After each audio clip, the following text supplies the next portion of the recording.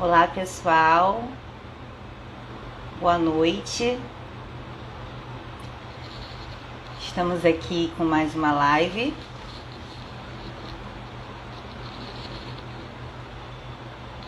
Criando mais um bate-papo. Eu sou Clarissa, sou psicóloga, terapeuta haitiana aqui da EFEM. O bate-papo hoje é com o meu amigo Tice, também terapeuta da EFEM. A gente vai falar um pouquinho sobre o tema terapia haitiana. É uma terapia sexual? A gente vai abordar alguns pontos. Então eu vou chamar aqui o Tice para começar um pouco a nossa live aqui, bater um papo. Então eu vou chamar aqui.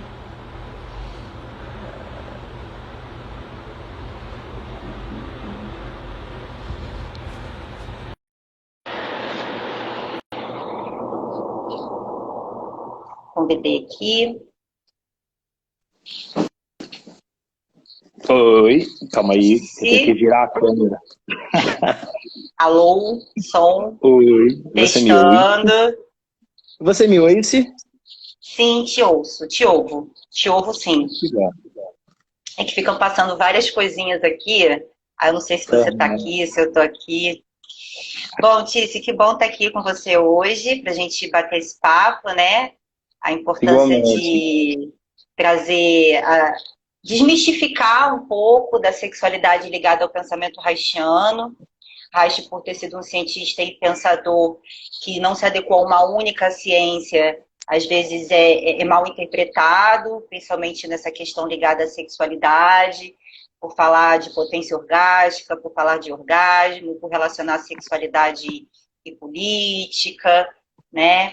Então a gente vai tentar desmistificar um pouco aí, né? E depois abrir o espaço para os amigos, quem quiser trazer também dúvidas.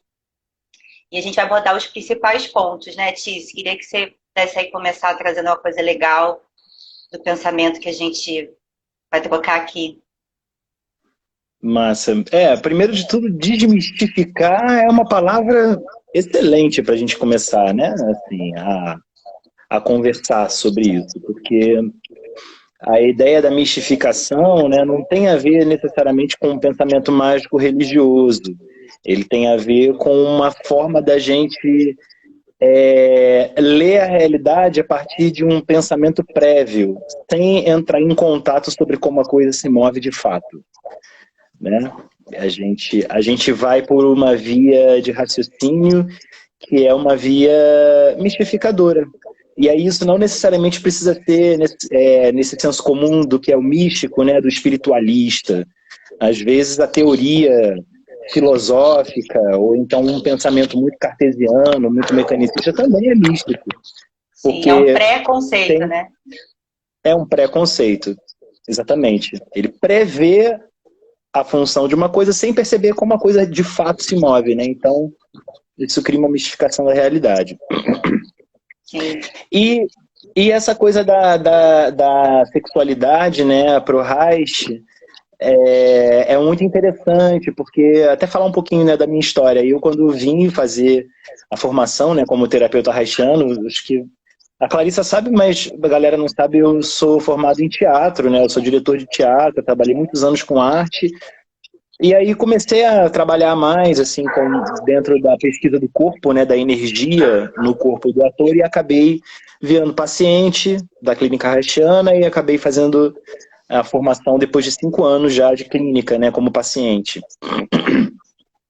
E então eu li muita coisa da galera que bebe de Reich, mas que não é pós-reichiana, né?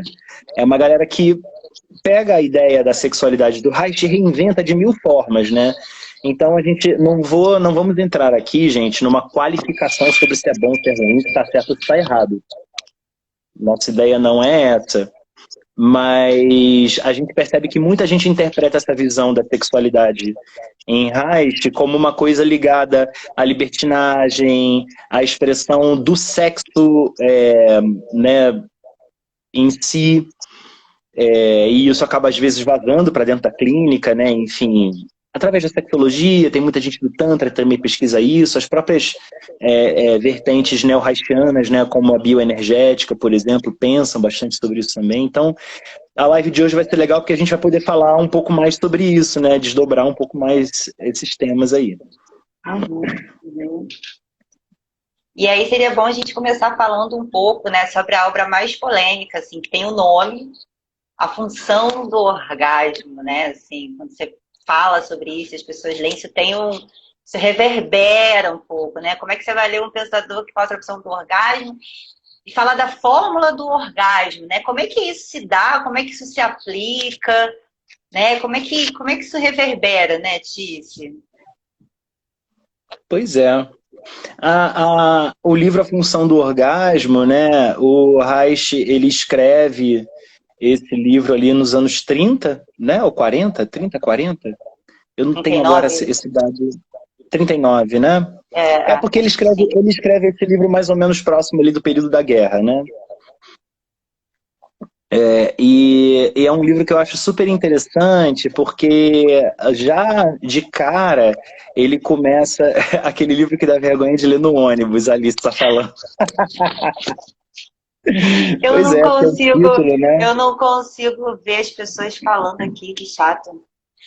Ah, não. Eu tô vendo, dá até para Não, curtir, dá até para botar coraçãozinho. pois é.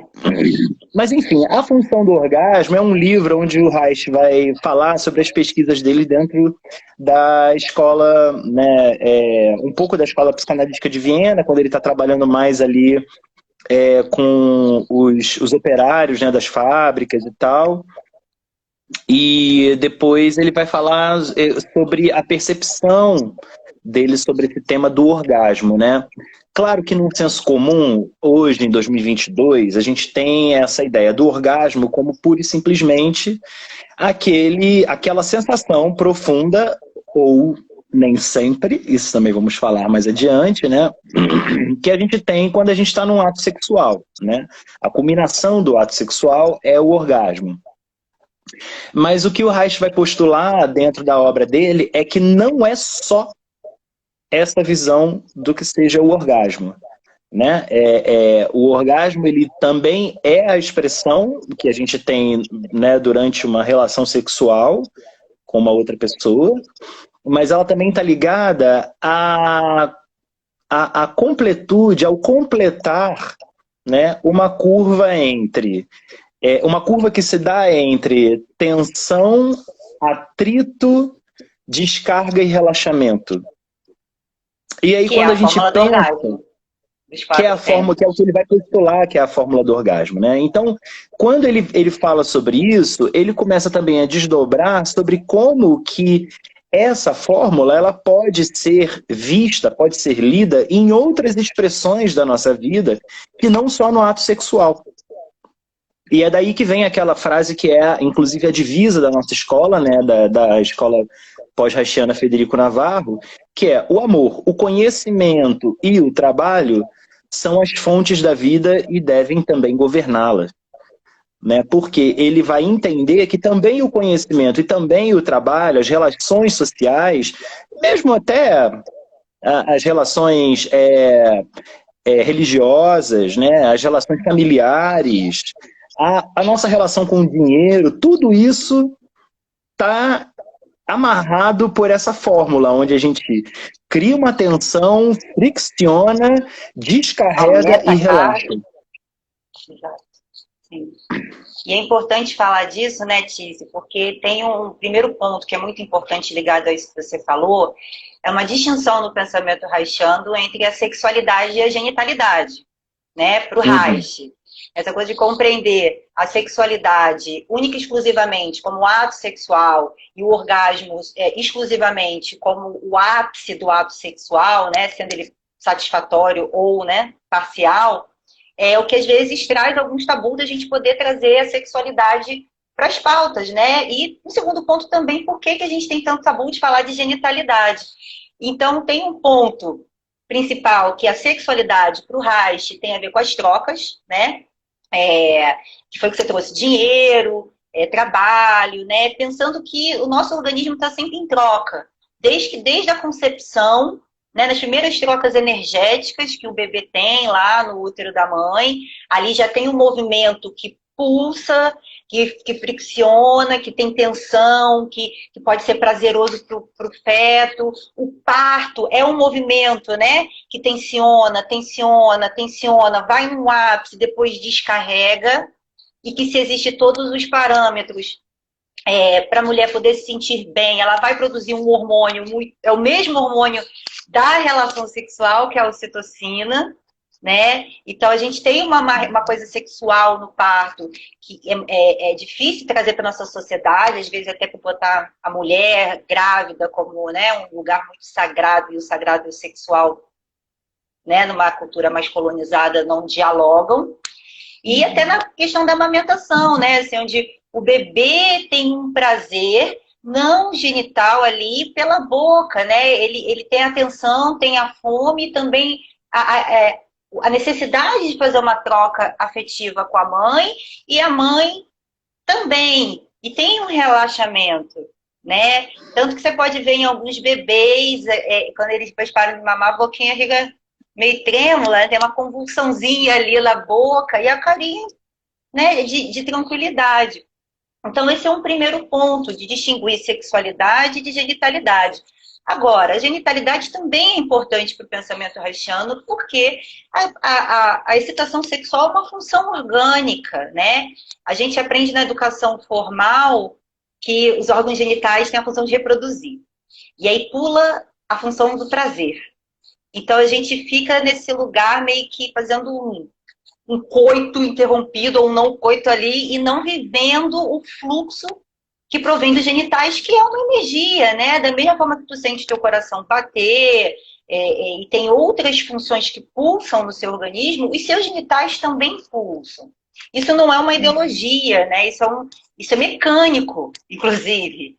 Né? Não é um pensamento que produz excitação sexual. O teu corpo produz. Se você vai reprimir, é uma outra questão. Então, a genitalidade, ela está dentro da sexualidade, mas a sexualidade não se reduz à função genital e ao ato sexual. Isso é muito importante, até para quem está aqui compreender, porque a gente fala muito, né, de trocas sexuais na amamentação e no parto.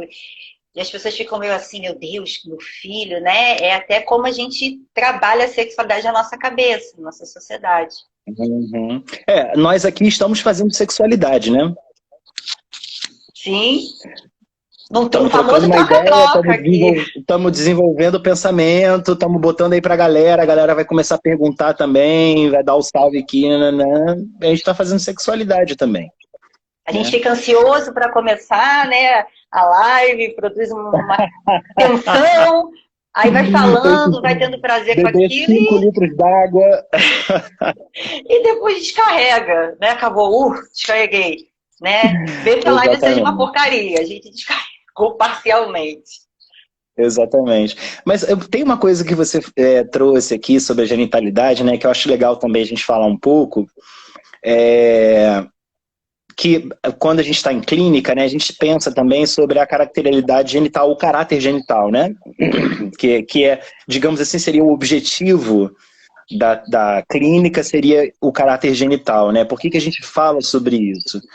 Porque dentro da clínica haitiana, a gente entende que por conta de todos os construtos socio-históricos, culturais que a gente tem, todas as camadas repressivas sexualmente que a gente tem por conta, né, de sermos majoritariamente socializados dentro de uma cultura patriarcal, a gente tem um treinamento desde muito cedo de impedir, ou pelo menos de cortar, de julgar, de modular em função de uma moral burguesa, vamos colocar aqui, né, burguesa. E aí quando eu falo de burguesa, é burguesa branca europeia mesmo, né, aquele enquadramento, que faz com que a gente comece a perceber o ato genital, o ato sexual, não o ato genital, o ato sexual para além do genital, né? Tanto é que a gente tem, por exemplo, as questões ligadas, uma coisa que aparece muito em clínica, né? Pessoas que têm uma relação muito intensa com o vício da masturbação, com pornografia, né? E aí, quando elas vão transar com alguém, elas ficam fantasiando na cabeça delas e não estão em contato com a outra pessoa que está ali fazendo o ato sexual com ela. Então, a gente costuma dizer que isso é uma sexualidade ocular, porque a pessoa está olhando e imaginando coisas e a sensação dela não está na genitalidade, não está na entrega para Tá o nem no fluxo. peito, né? Não desce nem pro peito, fica totalmente aqui, no máximo até o controle, né? Porque também tem todo um lugar da pornografia que te ensina o como fazer. Então tem um ideal também. Então você acaba aprendendo um pouco a energia nesses lugares mais superiores do corpo, né? Uhum. E A aí Maria não. Sanches colocou aqui, é a lógica do consumo, né? Claro, é a Sim, subjetividade capitalista entrando também nesse campo da formação da nossa sexualidade, né? E isso, inclusive, foi uma das coisas que chamou a atenção do Reich lá na clínica de Viena, né? Nas experiências dele, quando ele foi tratar as pessoas. Que ele percebeu, por exemplo, que a moral sexual repressiva, ela estava completamente atravessada por uma questão do não se falar sobre a sexualidade, do não se tocar, de você não ter privacidade para viver a sua sexualidade, né? E tem uma claro, isso, relação muito importante entre sexualidade e questões sociais, né? Da gente compreender esses espaços e a sexualidade. A nossa isso. sociedade, em comunidade, isso é muito importante, né? Exatamente, porque quando a gente fala de privacidade, por exemplo, e entra nesse campo social, né, é muito diferente você ser um adolescente e morar numa casa de 5 quartos, onde você tem um quarto só para você, e você ser um adolescente que vive numa situação de baixa renda ou de pouca mobilidade social, e você é obrigado a morar com mais 7 pessoas dentro de um cômodo. Né? Uhum. Assim, a vivência, a experiência pessoal do desenvolvimento da sexualidade, ela fica atravessada por esse dado também, né? E aí, claro, sobre isso também se sobrepõe uma questão moral da função da sexualidade dentro daquela sociedade, né? E se a gente pensar na nossa sociedade, que é uma sociedade que, por mais que a gente não se identifique, né, com esse discurso, é uma sociedade judaico-cristã calcada, né, nos preceitos judaico-cristãos, a sexualidade está ligada sempre a uma questão reprodutiva, a questões heteronormativas, portanto, né, porque se é reprodutivo tem que ser heteronormativo. Né? E se é heteronormativo, ele é patriarcal, porque tem uma hierarquização do papel e do homem e da mulher, né? Dentro dessa estrutura, né? E aí, claro, né, tudo que se desenvolve a partir disso, né? É homofóbico, é transfóbico, ele é cerceador em diversos níveis. Então, isso gera... Uma coisa que o Reich observou, e eu acho isso sensacional, que o nome da clínica era como é que era? Da higiene sexual. A clínica que ele trabalhava, que ele atendia os trabalhadores. O programa, né, que ele desenvolvia ali com a galera das fábricas e com os trabalhadores ali, era um programa de higiene sexual. E aí, tinha uma relação da higiene, aí acho que isso tem a ver com a função sintática que a palavra higiene tem na língua alemã também, né? Em alemão, higiene tem um sentido mais amplo. Né? Então, tinha a ver com uma higiene psicológica, mental, digamos assim, sobre o tema da sexualidade, mas também tinha a ver com a questão da higiene no sentido do programa de saúde da limpeza dos genitais, porque é isso, gente, o Brasil hoje em dia, ainda hoje, né, campeão de amputação de pênis por pessoas que não lavam o boneco, não lava o boneco, aí vai lá, ganha um câncer no pênis, aí tem que amputar o pênis, né? E você vê como é que a moral ela pode trazer um lugar assim de você negar uma necessidade vital mesmo, né? Porque a limpeza e você poder tocar naquilo ali para poder cuidar, né? Você nega um cuidado vital por uma moral. E aí impõe-se que a sexualidade que é uma moral, é um tipo de moral, é um tipo de pensamento, um tipo de ideologia, né? Assim, reverte um pouco a forma de colocar. Exato. Se a gente não fala, a gente não toca. Se a gente não toca, a gente não limpa. E aí vamos pensar isso no sentido do movimento psicológico, né? Se você não limpa, você tem aí um terreno propício para o aparecimento das mais diversas biopatias, tanto no sentido fisiológico quanto no sentido psicológico. Né? Sim. E é importante trazer isso. Pois é. E aí uma outra coisa que eu acho bem legal também, assim, de pensar dentro dessa perspectiva do que seja a repressão sexual, né? É que também não passa só por essa ideia da repressão, da expressão da sexoafetividade. Né? Se a gente está querendo trazer aqui a ideia da sexualidade para além da sexoafetividade e também entendendo que trabalho, conhecimento, relações sociais e políticas também falam sobre sexualidade, a repressão sexual ela também vai aparecer em outros níveis, que são esses, né? Então, por exemplo, eu tinha vontade de ser engenheiro, mas o meu pai quer que eu seja médico porque minha família toda tem um histórico de médicos. E aí eu sou obrigado a estudar medicina mesmo contra a minha vontade. Né? Isso é um tipo de repressão sexual. É o momento em que a castração parental entra e tira você de um movimento de interesse, de entumecimento, de apaixonamento por algum tema, por alguma coisa, porque você tem que fazer outra coisa, porque o certo é estar em outro lugar. Né? Então isso é um tipo de repressão sexual. Né? Ou então, por exemplo, se eu sou uma pessoa evangélica, cresci num lar evangélico, meu avô é pastor, meu pai é pastor, minha mãe é obreira, e aí eu entendi que eu sou do candomblé, e que eu quero raspar a cabeça lá pro santo e vou pro candomblé. E aí isso cria toda uma cisma na família e você é impedido de fazer isso de alguma forma, ou pelo menos desestimulado, né, numa ideia assim, se você for, você não é mais meu filho, você entra numa relação... Aí traz um medo, né, que é essa tensão constante, onde você não descarrega essa energia e você não relaxa, né? Então, se você não se propõe de até botar uma energia maior, cria-se um ambiente sempre tenso, e isso é um ambiente propenso para todos os tipos de disfunção, ou mesmo de uma ansiedade crônica, né? Porque dentro disso que você falou, né, tem muitos casos, a pessoa ela vive uma ansiedade crônica e você vai buscar ali, dentro da história dela, esse lugar onde foi projetado a ela, né, várias questões de como ser, de como se comportar, de como tem que ser, e isso produz um lugar que assim, ela não pensa mais sobre isso, né, faz um corte, mas ela fica vivenciando aquilo, e isso vai gerando um sentimento de impotência. E a gente pode dizer que é uma impotência da sexualidade. Exatamente. Né? Então a gente não vive só impotência sexualidade no ato sexual, a gente vive a impotência sexual também na vida, né? E o Reich vai assim, e a gente vai pensar, juntar isso dentro do pensamento funcional, de pensar o sistêmico, né? O funcionamento sistêmico das relações. Exatamente. Vamos supor, vou pegar esse exemplo maravilhoso que você trouxe, né? Que esse impedimento forma um lugar de impotência, né?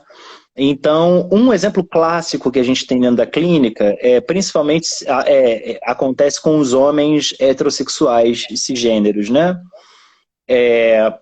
Porque o machismo, né, a estrutura do machismo, do patriarcado, ela faz com que a gente tenha que ocupar o lugar de homem, né? Ser macho, ser homem, você tem um tipo de desempenho. Então você não pode ser sensível, você não pode chorar. Virilidade.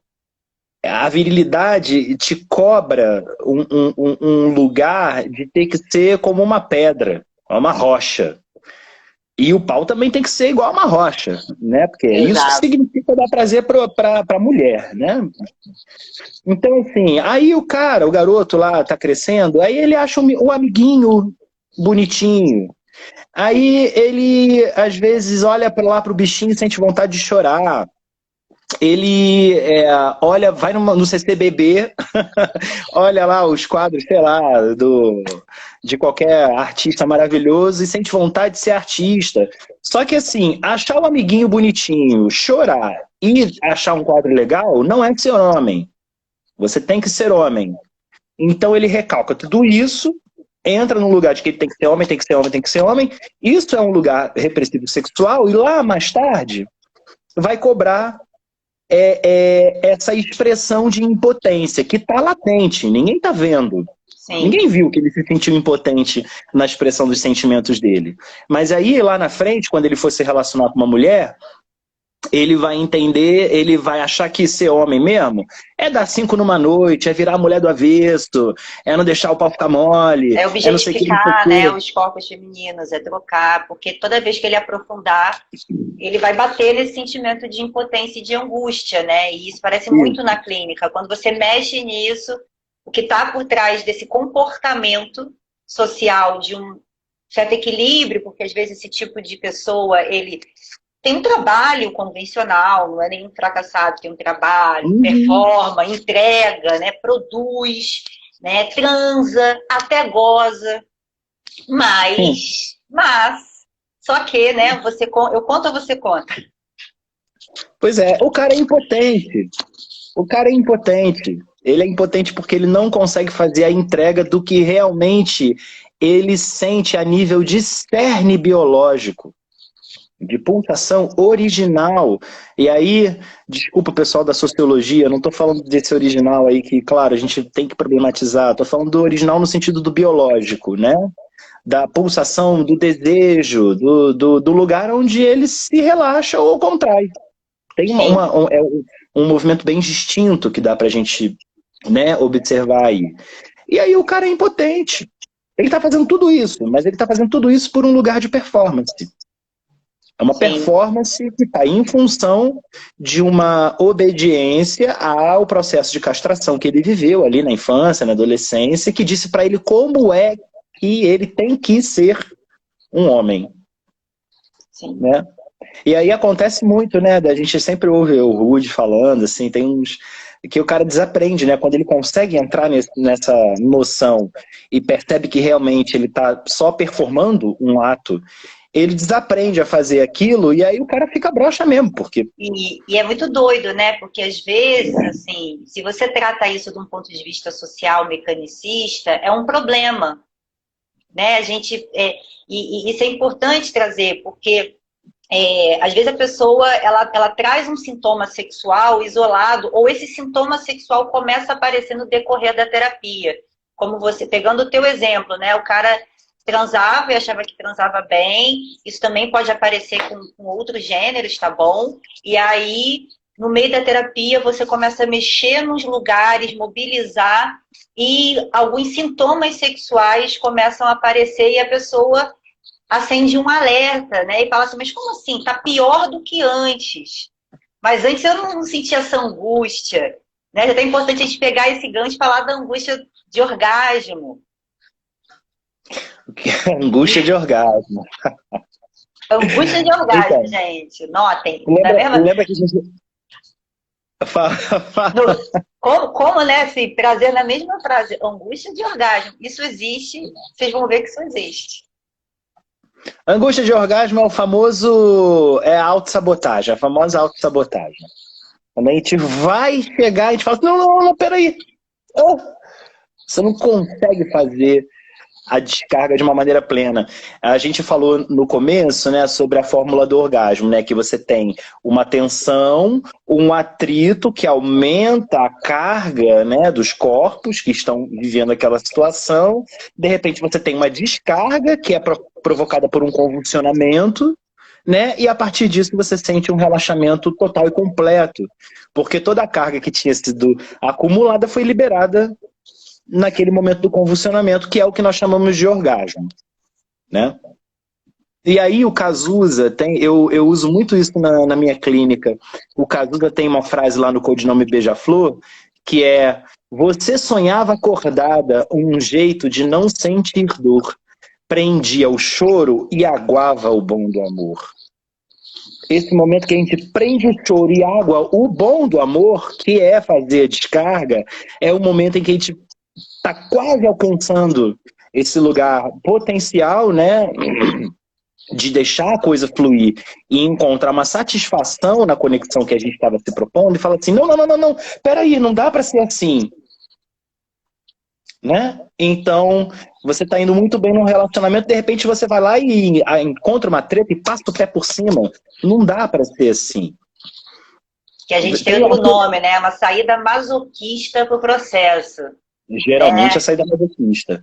Sabe, lembra daquele meme o projeto do trabalho e a entrega do trabalho. Aí o projeto do trabalho é a cabeça do cavalo desenhada assim em grafite. E o trabalho, né? Aquele bonequinho de pauzinho assim. Bonequinho de pauzinho, exatamente. Isso aí é uma total figuração da angústia de orgasmo, né?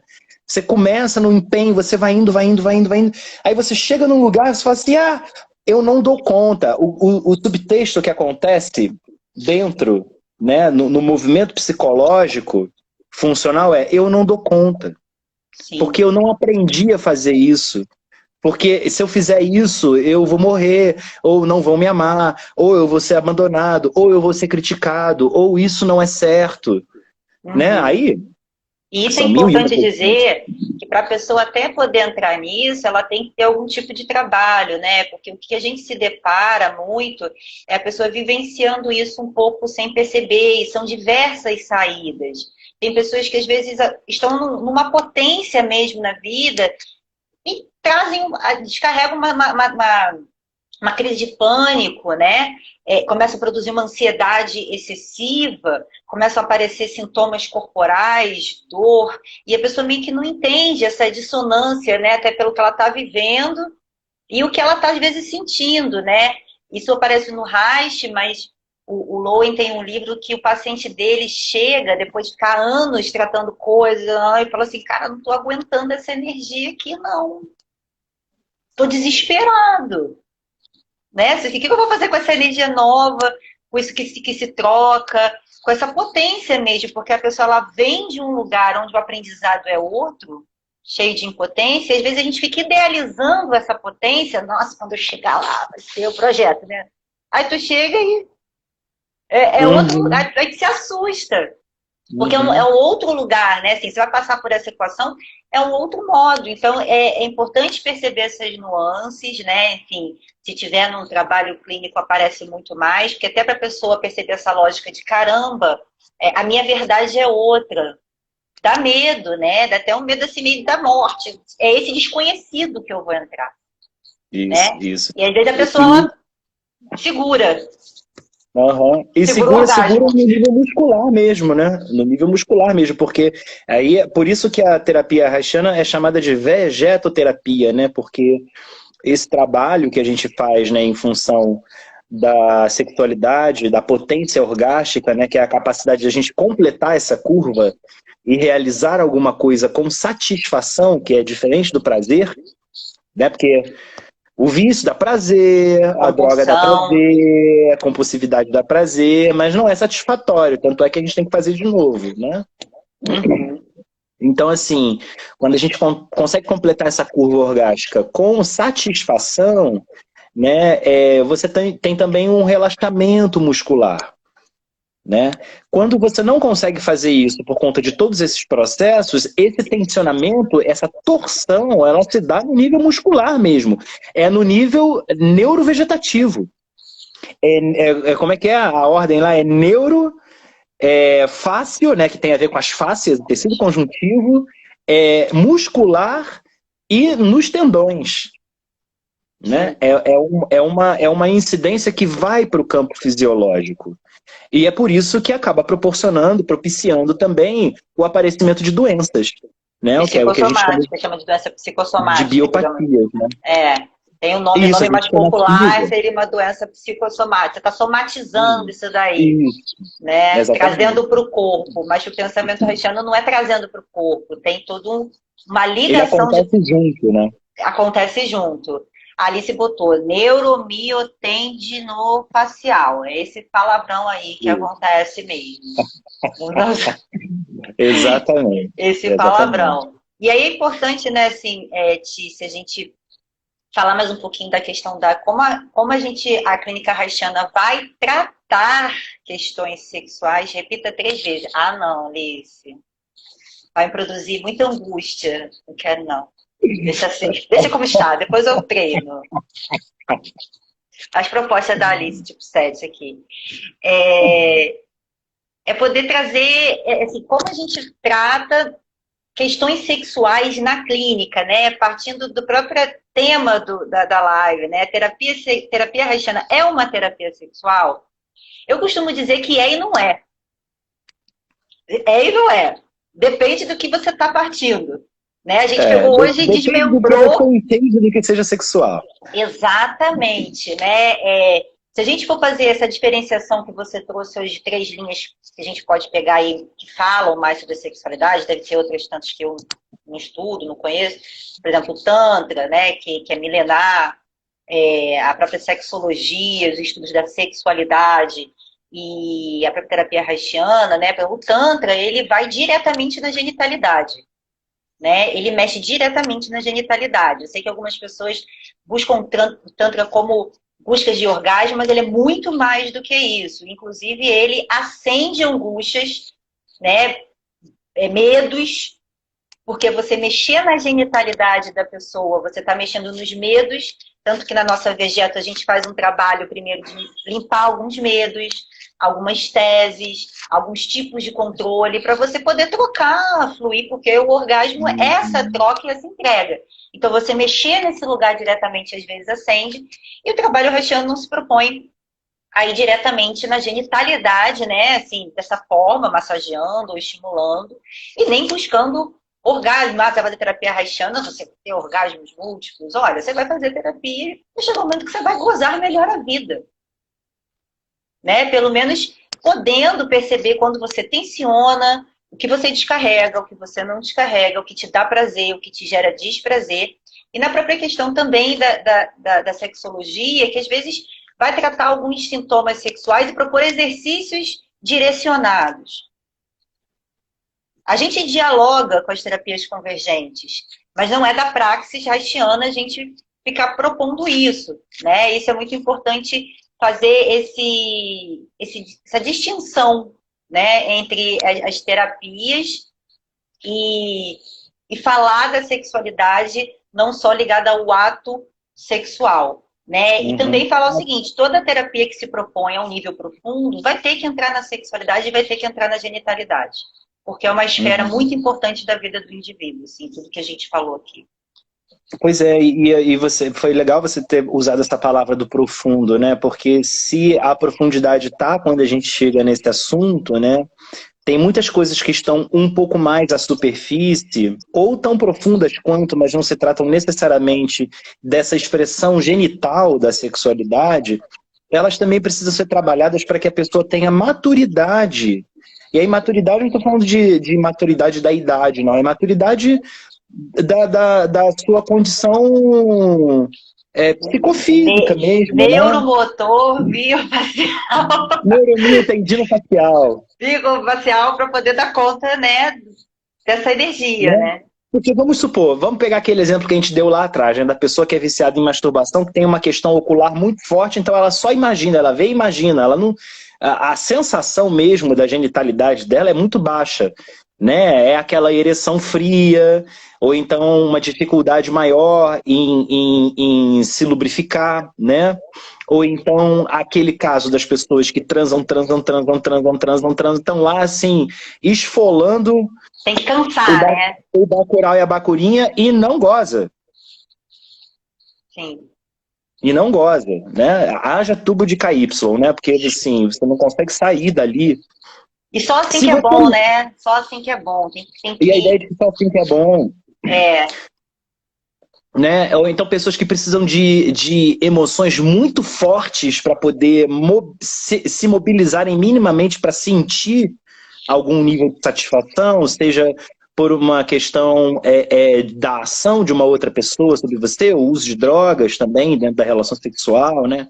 Enfim, se uma pessoa como essa, né, que tem um nível muito baixo de contato com a expressão da sua própria genitalidade de uma maneira livre, desimpedida, de uma maneira natural e espontânea, se ela entra diretamente num trabalho que puxa ela para uma profundidade muito grande dentro desse nível, ela pode nem entender o que está acontecendo. Ela vai se sentir abusada, ela vai se sentir desregulada, ela pode mexer numa energia que o corpo dela não tem amperagem para suportar. Exato. Né? É como se eu estivesse ligando um aparelho que é 110 numa tomada 220. e estoura, queima. Isso é muito importante trazer, né? Porque às vezes a gente fica até com essa busca. Tem uma colega nossa, Marina, né? A gente bateu um papo sobre sexualidade feminina e orgasmo. E ela falando que ela fez um curso que, assim, cada vez mais cresce o número de mulheres querendo ter ejaculação feminina, por exemplo. E que, fisiologicamente falando, a ejaculação feminina, ela não nasce de um lugar de prazer, ela nasce de um lugar de um excesso de tensão crônica. E era a partir disso que a mulher pode ejacular. Então, isso acaba virando nada contra a busca dessas mulheres. Eu acho que a gente tem liberdade, mas ao mesmo tempo acho importante a gente trazer, porque a gente falou tanto de gozar pro homem, né?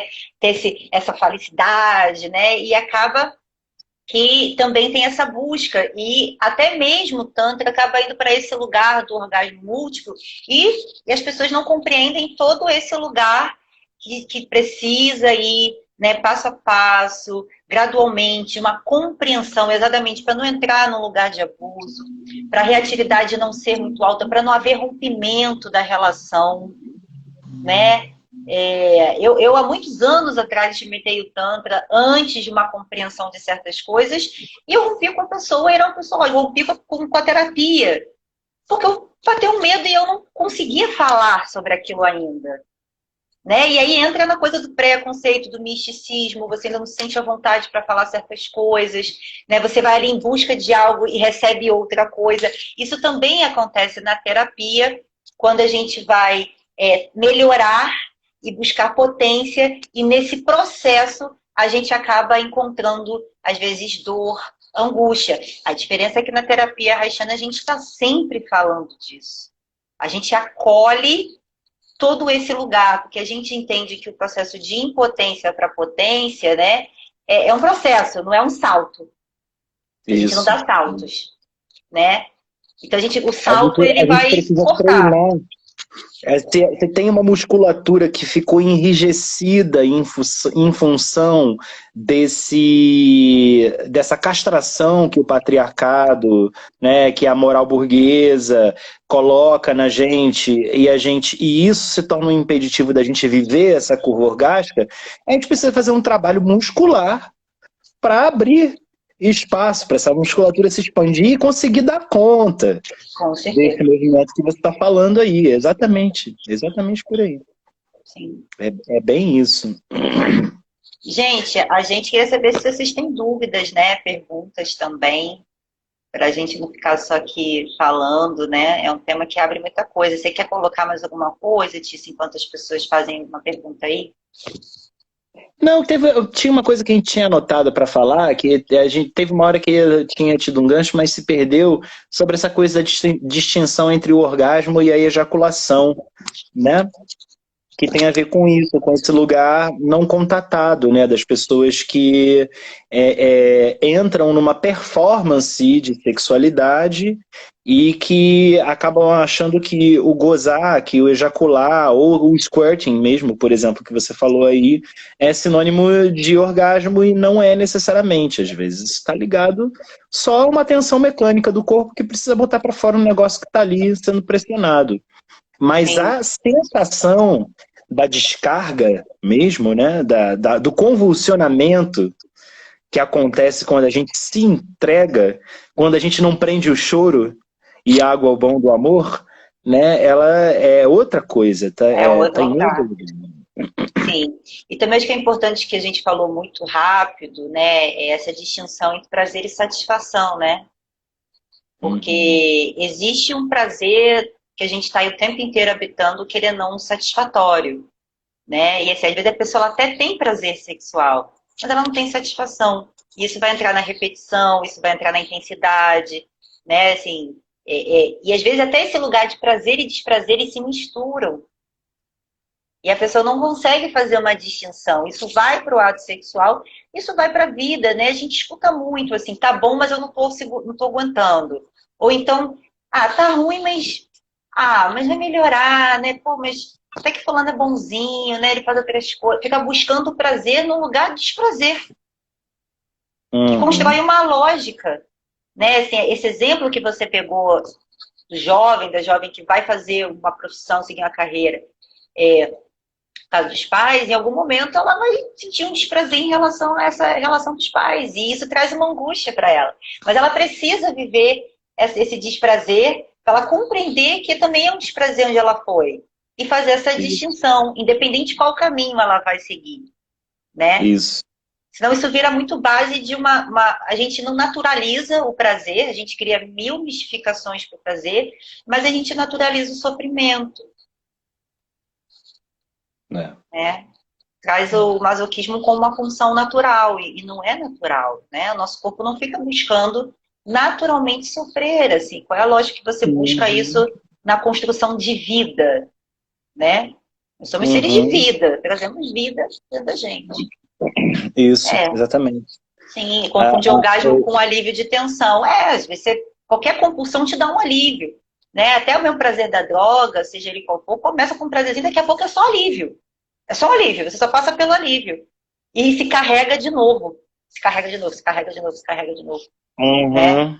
É o ciclo do vício. A descarga mesmo não acontece. Não acontece mais. Porque o alívio ele é só um... Né? E você carrega de novo. Sim. Confunde orgasmo com alívio de tensão. Pois é, aí vamos lá, né? Vamos desdobrar isso aí. Aí se a pessoa não descarrega, fica só recarregando, recarregando, recarregando, como é que essa pessoa vai pro mundo?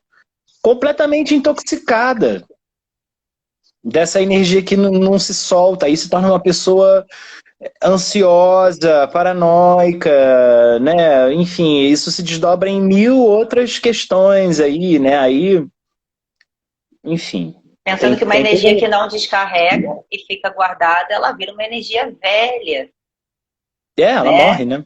Ela morre. E você começa a carregar a energia morta, sim, né? Dentro do seu corpo, o famoso dor do Reich, né? E acaba se relacionando a partir dessa energia velha que não consegue ser descarregada, né? Que é a base das nossas neuroses.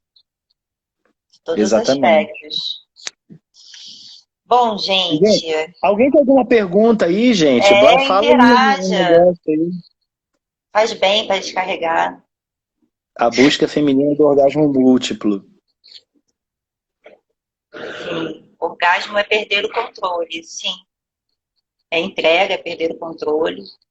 Se a gente pensar que a questão do controle está muito ligada também a uma função narcísica, né? E aí... Isso é um tema para uma outra live, né? O narcisismo não é o narcisismo de olha como eu sou bonito, vou fazer 1000 selfies. Não tem a ver com isso. O narcisismo tem a ver com a nossa identificação. Falem as pessoas controladoras, o que foi? Falem as pessoas controladoras à luz da teoria do orgasmo. Falem as pessoas controladoras à luz da teoria do orgasmo. Fala dos narcisistas assim, então, pois é, o narcisismo tem a ver com uma ideia de desempenho, né, sobre o que eu tenho que fazer, qual é um lugar de performance de si. Do ideal, né? Do ideal. Claro que o narcisismo primário, ele é essencial, inclusive para eu saber que eu sou Tiziano, não sou telefone, nem sou Clarissa, entendeu? Tipo, o narcisismo primário é onde eu me constituo como um ser ciente de si mesmo, né?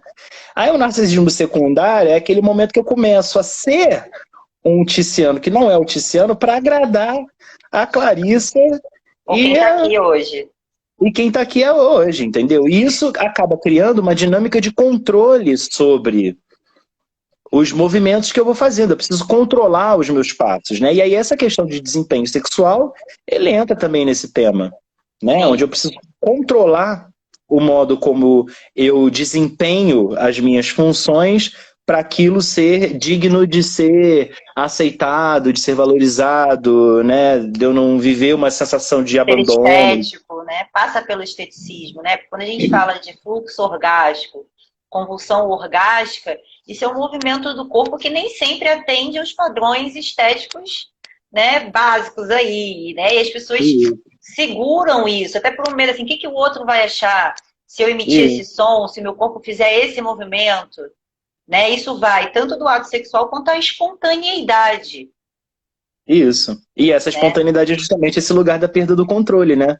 Sim. Assim, uma matemática simples, gente. Se a pessoa está dimensionando tudo isso enquanto ela está lá no vucu-vucu, no mínimo ela não está no vucu-vucu. Ela está pensando e como que ela está dimensionando aquelas coisas que ela está fazendo, entendeu? Então ela não está entregue de fato, né? Sim. Exato, é se permitir, de entrar nesse lugar do fluir, né? Que é do nível do límbico, é do nível do Eu tô lendo reptíleo. os comentários aqui, né? Sairemos mais transantes dessa pandemia? Olha, depende, né? Muita gente segurou a atenção por muito tempo. Agora, se vai descarregar satisfatoriamente, são outros 500, Porque né? essa ideia da liberdade sexual também, ela pode estar muito calcada numa ansiedade, na verdade, né? Uma Sim, ansiedade que você descarrega como sexualidade. E a gente, sim. eu não sei como é que Clarissa vê isso, né? Mas na minha clínica, com os meus pacientes, eu percebi muito assim, a entrada da pandemia trouxe muita depressão, né? Assim, a galera ficou muito deprimida por conta de tudo que estava acontecendo, né? E agora, a saída da pandemia trouxe uma ansiedade, as pessoas ficaram ansiosas, né? Nessa saída. De repente, se descarrega essa ansiedade, uma necessidade de sair por aí transando com todo mundo, ou se engajando em 1000 projetos, ou fazendo 500 mil cursos que não vai dar conta, né? Ou indo São para 1000 modos. eventos sociais, né? Eu tenho pacientes que falam assim: caraca, não aguento mais happy hour 3 vezes por semana. As pessoas querem se relacionar. E isso cria uma ansiedade. Eu não tô afim, né? E às vezes até uma própria ansiedade, porque tem um processo também para você descarregar essa energia. Porque a gente ficou 2 anos, né? Quem, enfim, respeitou mais aí, ficou quase um período de 2 anos, né? Tendo que segurar. A gente tem muitas formas de descarregar a energia e de liberar ansiedade, né? Eu acho que, assim, quem está Uhum. aqui, então, que é o povo carioca, né? Um povo muito da rua. Tá sempre no bar, tá sempre tocando, tá sempre, né? E, assim, claro que horas isso é descarga, horas isso é compulsão, né? A base the case. Então, Uhum. esse lugar de retorno, ele também é gradual. Tem que haver uma compreensão, senão a pessoa ela entra em ansiedade, né? Ela entra em ansiedade, sim, uma ansiedade, principalmente meus pacientes mais jovens, né? Assim, tem uma coisa do tempo perdido, eu não tô transando, eu não tô beijando. Caraca, eu tô ficando velha. A pessoa foi de 20 para 22. Aí, Eu não assim, tô, nossa, não. quando 19 para 21, tô muito velha, Clarissa. Aí eu fico, pô, tá bom, querida, tá bom, beleza. Ó, a Tarsila está perguntando aqui, a angústia do orgasmo acontece no inconsciente ou no consciente? Hum. Depende, né, do trabalho feito, né? Assim, a gente falou um pouquinho, se você quiser responder, mas a pessoa não se dá Bom, conta. a pessoa não se dá conta, mas primeiro de tudo a gente precisa entender o que é o inconsciente para nós que somos haitianos, né? Sim, sim, O inconsciente é o que há de mais material que a gente tem dentro da dinâmica psicofísica, que é o corpo, né? Então essa angústia de orgasmo, ela também incide no corpo, nas tensões, né? No diafragma, por exemplo, né? Que modula a respiração, que vai regular toda a oxigenação cerebral, que vai incidir na liberação das hormonas e que vai criar maior ou menor acidez, ou maior ou menor incidência de adrenalina, por exemplo, né? sim. E aí, de repente, uma questão fisiológica, estou aqui falando só de fisiologia, né? De repente, uma questão fisiológica acaba virando um comportamento Sim, sabotador, sim. Ela né? pode se comportar de uma forma que está, de Isso, em certa função forma, disso. indo em direção à angústia de orgasmo. Mas olha só, eu ficaria aqui a noite toda não, mas algum Mas tempinho deixa eu só mais, completar esse claro, raciocínio, que eu acho completa a legal da gente curva. falar. Isso, completa a curva. A Alice falou, né? Você se dá conta ou não. Exato. Aí o trabalho da terapia é um trabalho de você tornar consciente esse movimento. De você perceber, olha, tem um mecanismozinho aí que tu desenrola, que tu se empurra de novo para esse lugar e fica revivendo essa angústia de orgasmo. E aí a gente Sim, fica dizendo que a culpa é do fulano, que a culpa é do governo, que a culpa é do não sei o que lá, e na verdade não tem culpa, tem uma responsabilidade compartilhada, né? sim. E aí, nessa relação de consciente ou inconsciente, eu sempre gosto de trazer uma imagem que é a imagem do mar, né? Porque a gente olha para o mar e vê as ondas do mar, né? Mas aí não dá para a gente desassociar o mar da onda e a onda do mar, né? O mar é feito de ondas, né? Tem um balanço, as ondas são feitas de mar. E aí, se a gente entender, fazendo uma analogia, né, que a onda é uma dinâmica do consciente, né? Ou da mente, e que o mar, o oceano, é o corpo, ou seja, é o inconsciente, a gente percebe que os dois formam um par funcional. Um não acontece sem o outro. Eles estão o tempo inteiro Tá. operando juntos ali. Por isso, inclusive, que a gente não fala que é psicossomática, e sim somatopsicodinâmica, Psicodinâmica, sim. né? Porque não é a mente, não é o corpo espelhando a mente, é a mente operando junto com o Junto com corpo, o porque a corpo. mente é uma função do corpo, igual a função digestória, a função respiratória, a função circulatória, etc, etc. Né? Muito bom, Tícia. Eu acho que você fez assim o término da resposta, né? Muito boa. Só queria agradecer, Tícia, vem das artes, né? Sempre traz a arte aí para a gente pensar de outro lugar. Eu acho muito bom isso, traz um outro fluxo, né? Então, agradecer, Tícia, aí ter compartilhado a live comigo, a todos que estão aí, né, interagindo, ouvindo, né, se abrindo para esse lugar. E aproveitar também dizer que a gente vai ter um curso, né, sobre energia e sexualidade, que começa dia 17, Dia 17, 17, isso. e vai ter todo esse, assim, vai aprofundar esses temas, os conceitos. A ideia é que a gente só, né, trazer, plantar uma sementinha, né, assim, escrevam para a gente também sobre o que vocês gostariam de ouvir, que a gente também está sempre se movimentando em direção a isso, tá bom? E é É isso isso, aí. Titi. Quer colocar mais alguma coisa? Não, eu acho que você deu o aviso da paróquia legal, assim, dia 17 começa o curso, o principal livro que a gente estuda no curso é A Função do Função do Orgasmo, orgasmo. né, que é o livro que a gente estava falando antes, né, quando a gente começou, mas tem outras literaturas também que começam, que entram, né, aí, né, nesses estudos, e é isso, acho que se alguém se interessou, Calho, o depois curso... manda um direct pra gente, porque a gente vai responder tudo isso, né? Se o curso ficará com as aulas gravadas. Tem todo um Isso, processo. Manda essa mensagem por direct que o pessoal da rede social vai te responder com maiores detalhes, né? A gente vai ser cortado em 2 minutos. isso aí. Mas façam sim, assim, é muito bom os cursos, não só para quem é da área clínica, né? Porque eu acho que tudo que a gente falou aqui atravessa outros campos, né? Nossa, gente, falar sobre isso para treinar formação de contratos, trabalho em grupo, relação familiar, tudo Uma isso é ferramenta pessoal, sexualidade, né? Uma ferramenta pessoal é mesmo, assim. ferramenta para a vida. Sim, sim. Então, quem aí é fora da clínica pode também participar. E interajam com a gente, porque a gente gosta muito de trocar, tá bom? Boa noite, Tice. Boa Boa noite, noite, Clarissa. Boa pessoal. noite a todo mundo aí que acompanhou a gente. Um abraço genital para vocês. Um abraço genital para todos. E tchau. Tchau.